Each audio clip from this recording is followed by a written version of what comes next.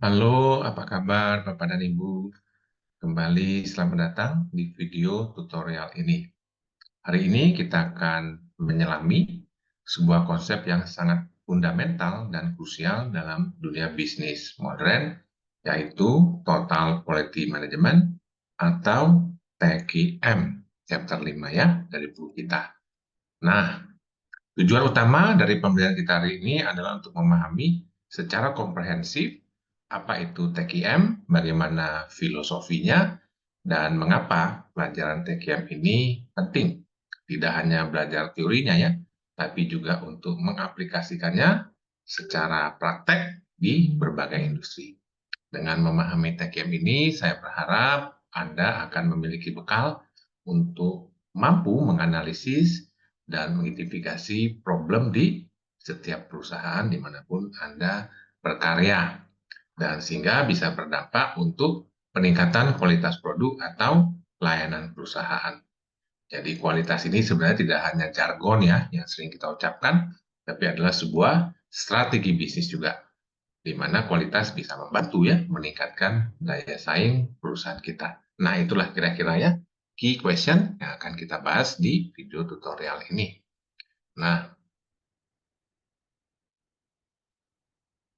sebagai pemacu diskusi awal kita, ya tentu Bapak dan Ibu punya pengalaman kan ketika memilih suatu produk atau layanan karena reputasinya yang baik. Atau sebaliknya, Bapak dan Ibu pernah kecewa dengan kualitas suatu produk atau layanan dan memutuskan untuk tidak lagi menggunakannya. Pengalaman kita sebagai konsumen ini sebenarnya sangat erat kaitannya dengan apa yang kita bahas. Kualitas itu menyentuh setiap aspek kehidupan kita dan operasional perusahaan. Karena itu, ada kutipan yang bijaksana yang bisa kita lihat di depan kita ini, di mana kualitas yang lebih tinggi ya yang dilakukan atau mampu ya diberikan oleh sebuah perusahaan itu akan mengarah kepada permintaan yang naik juga karena kepuasan customer. Nah, peningkatan permintaan tentu berdampak pada pangsa pasar yang naik juga. Dan karena pangsa pasar yang besar, volume produksi yang besar, terciptalah economic of scale. Biaya produksi menjadi murah. Di sisi lain, ketika kita berhasil meningkatkan kualitas, berarti kesalahan atau scrap dalam produksi itu turun. Biaya untuk rework atau biaya after sale service juga turun. Sehingga less input untuk same output, terjadi efisiensi penghematan biaya. Jadi ilmu manajemen kualitas ini memberikan manfaat ganda. Di satu sisi dia naikin sales, dan di sisi lain sekaligus juga mengurangi biaya. Oke, nah kita akan langsung saja lanjut dengan diskusi yang pertama. Silakan rekan-rekan sekalian siap-siap dengan form CRS nomor 1. Karena saya mau mengajukan pertanyaan untuk diskusi kita. Sudah siap ya? Form CRS nomor 1. Pertanyaannya yang gampang-gampang susah, tapi saya menantikan jawaban yang paling tepat ya dengan tema pelajaran kita ini, Total Quality Management. Oke, sudah siap ya? Saya kasih waktu 1 menit ya, supaya cukup waktunya untuk berpikir dan menuliskan jawaban yang terbaik. Pertanyaan saya sederhana saja, apa yang dimaksud dengan kualitas itu? Oke, waktunya 1 menit. What is quality? Jawab ya di Moodle Classroom Response System pertanyaan nomor 1. Silakan dijawab. What is quality?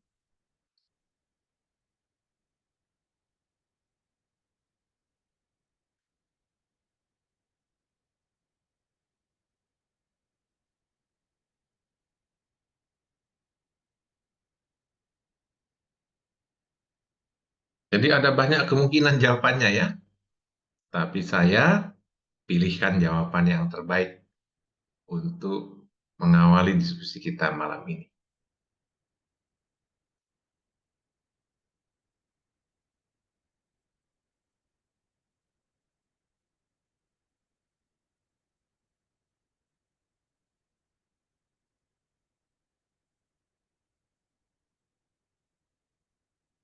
Hampir habis? Ya, waktunya sudah habis. Semua sudah menjawab ya. Nah, siapa nih yang akan mendapatkan leaderboard point dari saya? Tentu yang paling benar menjawab ya, 5 orang mahasiswa pertama ya, yang paling tepat menjawab seperti yang saya maksud ini. Jadi quality itu adalah keseluruhan fitur dan karakteristik produk atau layanan yang mendukung kemampuannya untuk memuaskan customer. Ini kata penting ya, ability to satisfy customer. Inilah definisi utama dari kualitas itu. Kenapa ini saya tekankan? Karena memang buku kita sendiri menjelaskan ya bahwa kualitas itu banyak artinya. Kalau di perusahaan orang yang berbeda kita tanya bisa beda jawabannya. Ya, perhatikanlah di sini. Kalau kita tanya sama orang pabrik, misalnya Anda tuh jalan-jalan masuk ke pabrik, terus ada yang lagi bekerja di pabrik itu ya, Anda tanya, menurut Bapak atau menurut Ibu, apa sih yang dimaksud dengan kualitas produk itu? Ya kemungkinan besar jawabannya itu ya conformance to specification. Jadi kita ada spesifikasi nih Pak untuk produksi. Sepanjang kita bisa memproduksi barang atau melakukan layanan sesuai dengan spesifikasinya dan SOP-nya, itu disebut kualitas. Belum lagi yang lain macam-macam sini ya, fitness for use, for service, value for price, faktor psikologi juga ada indikasi kualitasnya. Orang beli mobil misalnya nggak selalu soal harganya ya, tapi image. Makanya kenapa dulu itu ya, sampai sekarang mungkin masih ya mobil Cina agak sulit berkembang karena image-nya masih kalah dengan mobil Jepang, apalagi mobil Eropa. Jadi alasan beli itu bukan karena fiturnya ya, tapi karena prestis misalnya. Nah, tapi itu bukan definisi kualitas yang kita maksud di sini. Definisi kualitas yang kita maksud di sini adalah definisi kualitas yang tadi itu ya, yang satisfy customer. Ya, ini penting sekali, Bapak dan Ibu ya. Oke. Nah, sekarang segera siap-siap untuk pertanyaan diskusi saya yang kedua. Dah, siap ya Bapak Ibu ya? Saya akan masuk ke pertanyaan CRS yang nomor 2. Gampang pertanyaannya ya. Pertanyaannya adalah, apa sih beda manufacturing quality dengan service quality? Ya, apa bedanya kualitas produk dengan kualitas layanan? 1 menit ya. Sewa.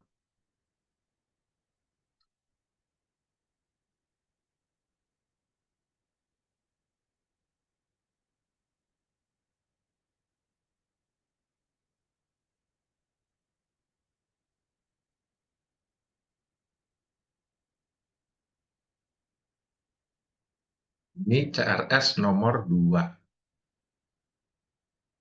Semoga tidak keliru Bapak Ibu ya. Waktu menjawab, Anda menuliskan nomor CRS yang benar ya, nomor 2.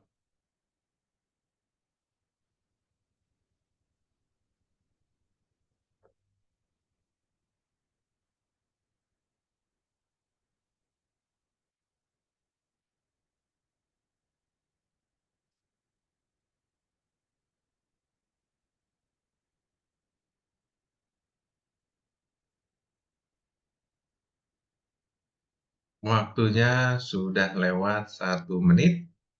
Nah, apa bedanya kualitas produk dengan kualitas layanan? Demikianlah kata buku kita ya. Bapak Ibu bisa lihat di sini. Moga-moga pada benar ya menjawabnya. Itu tadi saya katakan ya, saya berharap Bapak Ibu sudah baca buku dulu sebelum video tutorial ini. Sehingga ketika saya mengajak diskusi, Bapak Ibu bisa dengan cepat ya merespon pertanyaan diskusi dari saya. Jadi seperti terlihat di sini ya, bahwa kualitas produk itu adalah sesuatu yang berwujud, sesuatu yang bisa kita lihat, kita bisa sentuh, bisa kita kelola secara langsung. Atau bahasa sederhananya, pengukuran kualitas produk ini biasanya sifatnya objektif, ya gampang kita bandingkan. Ada standar yang dengan mudah kita lihat. Sementara kalau kualitas layanan ini sifatnya lebih subjektif. Kadang-kadang pengukurannya dengan persepsi. Makanya ada istilah persepsi layanan. Karena kualitas layanan ini hanya bisa dirasakan. Ya, sifatnya itu intangible. Seperti dijelaskan di sini. Oke, mudah-mudahan teman-teman bisa ya mendapatkan pengertian yang sama seperti yang baru saya jelaskan. Kita akan bahas lebih lanjut ya tentang kualitas produk dan kualitas layanan ini. Nah, di sini kita melihat ada filosofi dari quality management. Ini berlaku baik sifatnya produk maupun sifatnya layanan ya. Jadi semuanya sama. Prinsip total quality management ini berlaku tidak hanya untuk perusahaan manufaktur, tapi juga perusahaan layanan. Nah, di tabel ini Bapak Ibu bisa lihat sendiri ya. Saya tidak perlu menjelaskan lagi satu-satu karena ini semua sebenarnya sudah saya tanyakan waktu Bapak dan Ibu mengerjakan latihan ya. Udah saya tanyakan semua ini dan ini nanti akan keluar ujian juga sih isi dari tabel ini. Jadi pastikan Bapak dan Ibu sudah membaca ya dan menyelaminya. Jadi yang saya perlu highlight di sini yaitu ada dua. Ya, ada dua yang perlu saya highlight. Jadi kalau kita bicara filosofi TQM, maka yang pertama ini tadi sama nih. Jadi pengertian kualitas adalah customer. Customer yang mengidentifikasi kualitas itu. Itu kunci ya Bapak Ibu ya dalam manajemen kualitas. Maka saya highlight lagi itu. Filosofi atau prinsip dasar manajemen kualitas itu adalah customer focus. Atau sering juga sekarang disebut istilah itu customer centric. Ya, jadi mungkin Bapak Ibu pernah dengar istilah customer centric. Nah, itu sebenarnya kita bicara prinsip total quality management. Kemudian yang kedua adalah ini yang ingin saya highlight ya. Jadi kalau kita bicara quality management bukan tugas satu dan dua orang ya, tapi adalah tugas semuanya. Jadi perusahaan yang memenangkan persaingan itu bukan karena satu dua orang ya yang peduli dengan kualitas, tapi semua jajaran, mau kiri yang kanan, mau atasan, mau bawahan, semuanya berjuang untuk memberikan yang terbaik bagi customer. Itulah filosofi TechM ini. Sama yang terakhir, yang juga lazim ya dipelajari kalau kita belajar total quality management ini, nah kita masuk kepada inti kelas kita kan, operation modeling. Kita bicara model kualitas. Nah, kalau kita bicara model kualitas, maka biasanya ada pelajaran yang standar ya, yang disebut quality tools. Ya, jadi dalam quality management itu ada pembelajaran standar yang disebut model quality tools. Nah, ini yang saya mau nanyakan ya, pertanyaan CRS nomor 3 ya. Pertanyaan saya, apa contoh tiga quality tools ya, tiga quality tools yang umum digunakan dalam total quality management. Jawab pendek-pendek aja ya, saya kasih waktu 1 menit. Silakan, gampang ya. Apa tiga quality tools yang umum digunakan dalam TQM ya, di dalam total quality management. Bagi Bapak Ibu yang sudah mengerjakan latihan ya enteng ya. Ini sudah saya tanyakan kan semuanya secara lengkap ya pada saat mengerjakan pre-lesson exercise itu.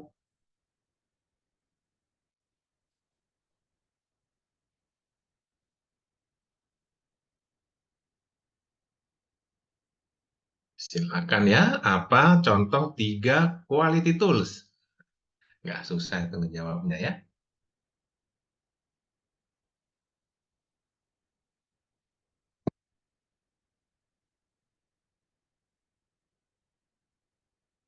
Oke, waktunya sudah mau habis.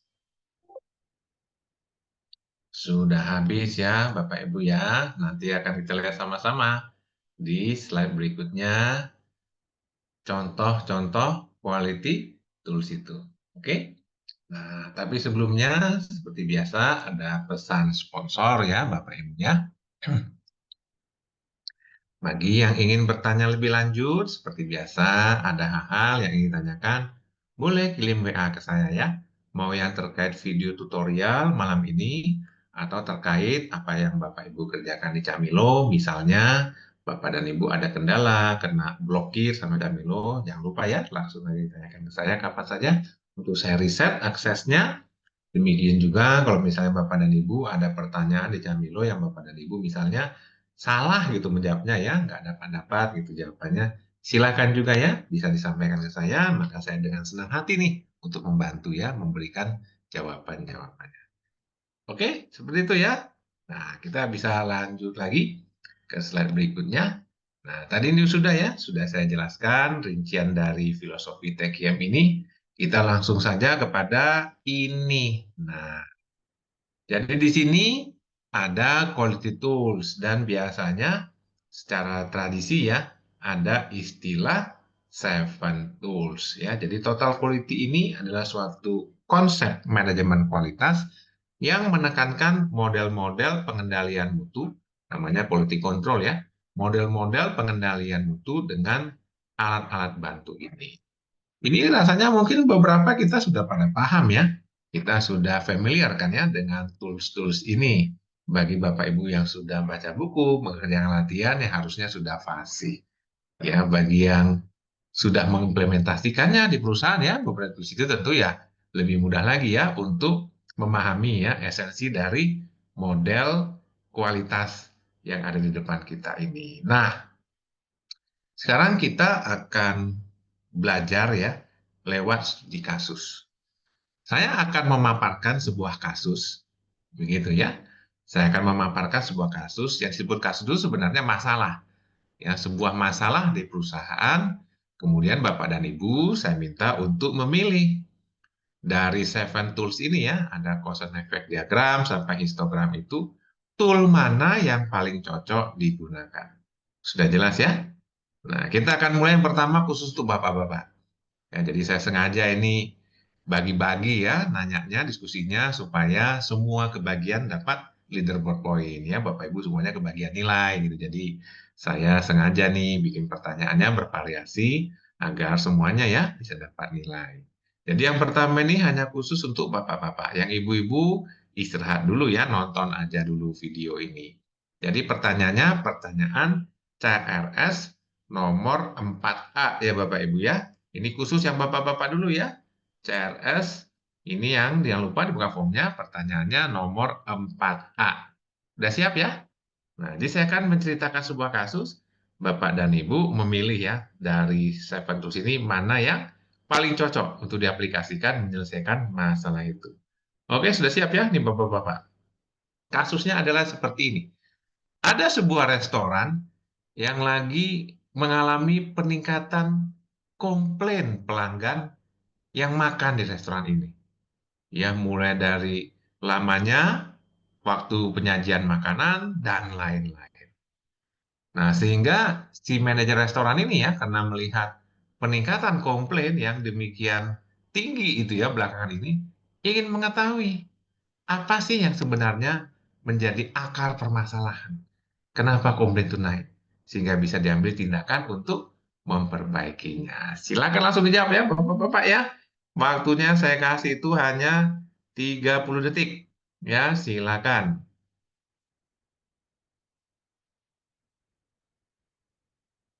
Tool apa yang digunakan?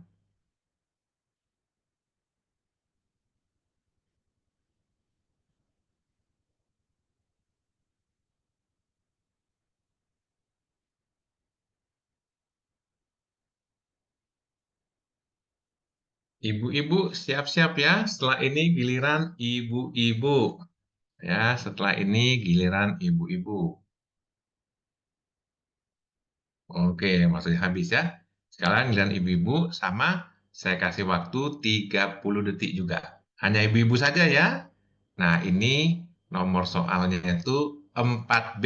Ya, jadi CRS 4B. Ya, yang tadi kan Pak A. Ini 4B. Sudah diisi semua ya. Nah, khusus ibu-ibu nih, pertanyaan saya nih. Sama nih, ada sebuah kasus juga nih. Yaitu ada sebuah call center bank swasta terbesar gitu ya di Indonesia menerima banyak sekali ya keluhan-keluhan pelanggan terkait dengan layanan ya dari bank tersebut. Nah, sehingga pimpinan bank ingin ya memfokuskan upaya perbaikan pada masalah-masalah yang paling sering muncul.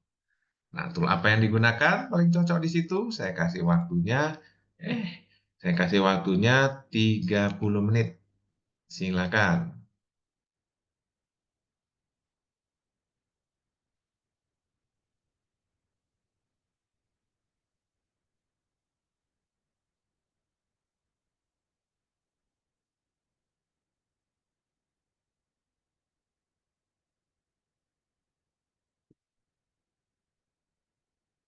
Bapak-bapak siap-siap lagi ya. Belum selesai nih diskusinya.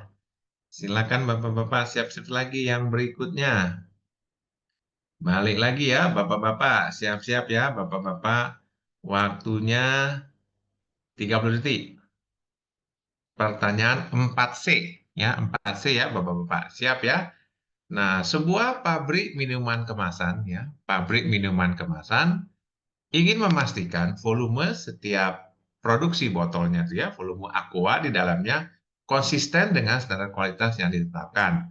Misalnya 600 ml plus minus 5 ml. Nah, tool apa yang cocok digunakan di situ? Silakan. Waktunya 30 detik.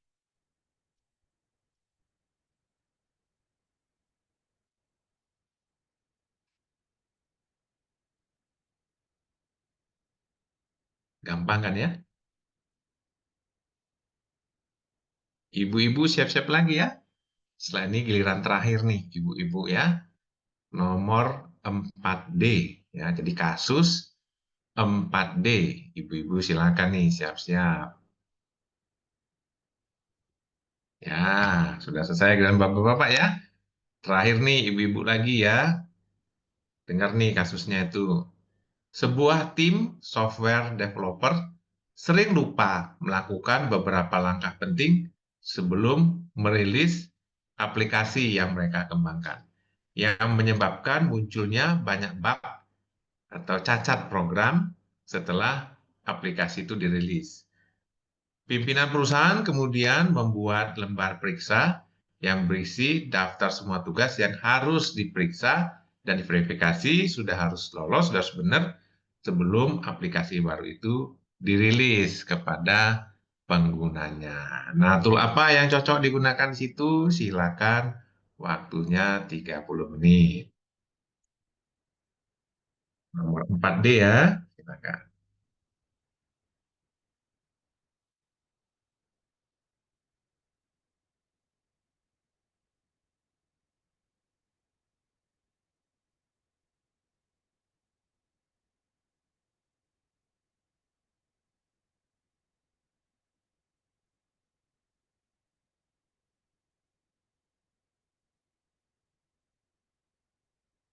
Oke, sudah ya. Jadi saya kira Bapak Ibu dengan bermacam-macam latihan dan kasus yang sudah kita bahas ini, semoga jelas ya bagaimana model quality tools ini bisa digunakan ya untuk improve atau kontrol kualitas. Nah, sekarang kita akan move on pada topik berikutnya dari pelajaran kita, yaitu topik ini. Langsung dijawab. Saya kasih waktu 30 detik. Apa sih yang dimaksud dengan Quality Function Deployment ini atau QFD? Silakan 30 detik, cepet-cepetan semuanya langsung jawab.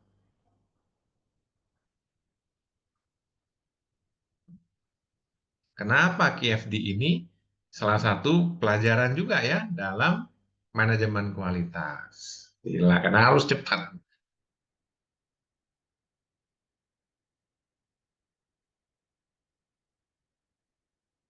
Udah ya? Nah, waktunya sudah habis. Ini dia jawabannya. Kalau kita lihat bahwa QFD ini adalah tool. Nah, jadi ini quality tools juga. Cuman ini lebih modern ya. Jadi ini ditemukan lebih belakangan. Kalau yang Seven Tools tadi tahun 70-an itu ya ditemukan. Kalau ini tahun 80-an. Jadi lebih baru ya dikenal teknik ini. Sama, ini kita bicara untuk memuaskan customer. Bagaimana voice customer itu atau customer requirement itu bisa dijadikan technical requirement atau spesifikasi produk kita. Jadi QFD ini juga adalah teknik quality management yang sangat baik karena dia juga memiliki prinsip kerja yang tadi yang sesuai dengan filosofi TKB itu customer focus, customer centric. Nah, bagaimana mengerjakan QFD ini adalah kita membuat seperti gambar rumah di sini.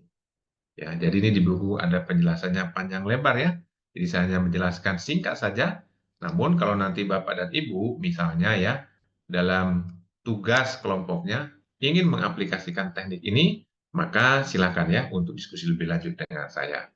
Jadi dalam teknik ini, seperti Anda sudah lihat, bentuknya seperti rumah. Jadi yang pertama itu biasanya yang kita kerjakan adalah yang bagian sini nih. Ya, ini bagian garasi rumah lah kira-kira gitu ya. Nah, ini yang disebut customer requirement.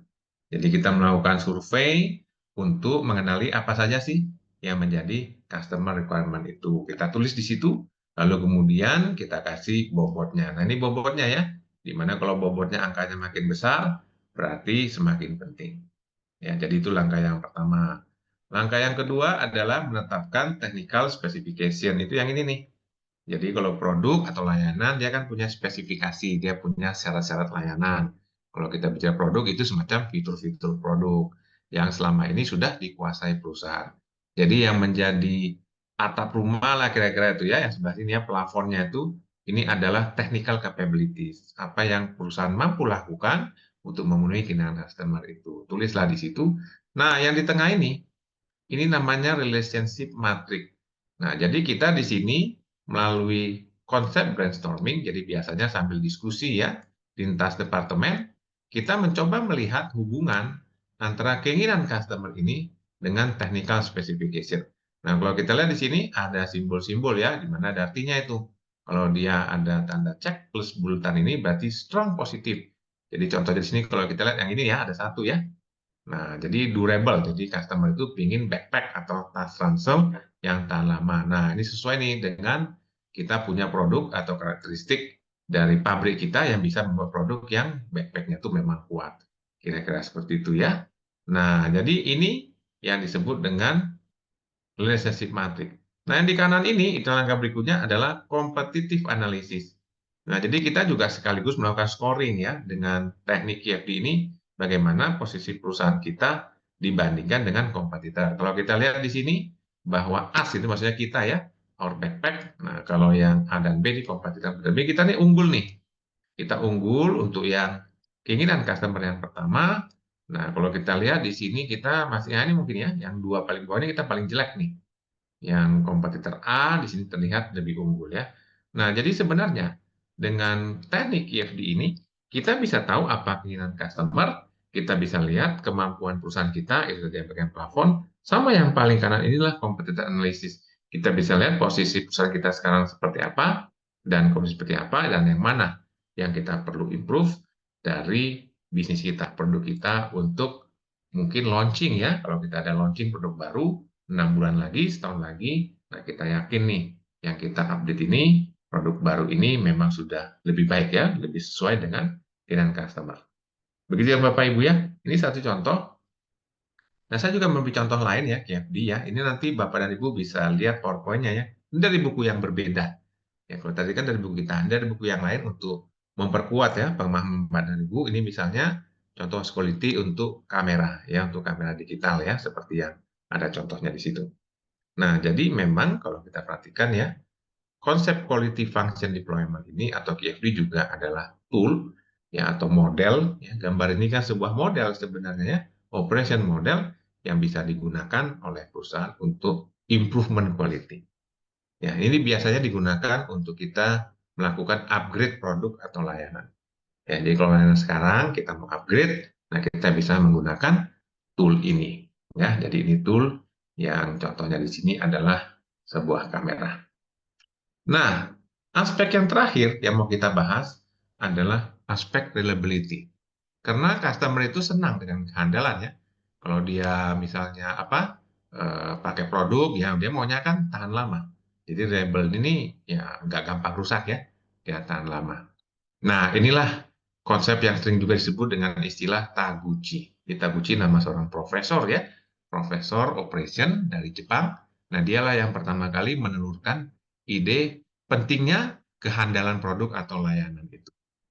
Nah, di sini saya memberi contoh, ya, ini contoh real untuk studi kasus kita, diskusi kasus kita, produk ya, produk yang Anda bisa lihat di depan ini.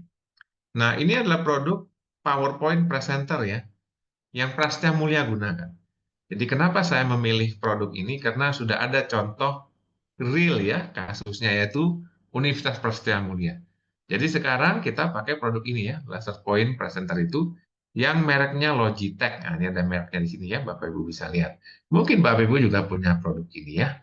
Nah, berdasarkan pengalaman saya, hasil riset saya berani mengatakan bahwa laser point atau PowerPoint pointer ya yang bermerek Logitech yang bendanya persis di depan kita ini, itulah contoh produk yang proses desainnya, proses produksinya di pabrik Logitech sana itu di Taiwan ya, di perusahaan Taiwan, dia menggunakan prinsip atau konsep Taguchi ini. Nah, silakan dijawab. Saya kasih waktu 1 menit. Kenapa ya? Kenapa saya memberi contoh benda di depan kita ini, yaitu PPT pointer bikinan Logitech sebagai contoh produk yang menggunakan konsep Taguchi. Silakan ya, dijelaskan CRS nomor 6. Apa alasannya? Ini contoh yang tepat ya, salah satu contoh yang mengimplementasikan konsep reliability itu. Nanti kalau Bapak Ibu masih penasaran, kita bisa lanjut diskusinya di forum ya, atau di pertemuan berikutnya dengan saya. Ini contoh bagus bagaimana perusahaan seperti Logitech itu, ya mungkin Anda pernah dengar perusahaan Logitech ini, mereka benar-benar mengimplementasikan konsep Taguchi ini dalam produk-produknya. Dan mereka memenangkan dunia ini ya, untuk aksesoris komputer, Logitech ini nomor 1 di dunia. Ya, karena mereka implementasi TKM ini di bisnisnya.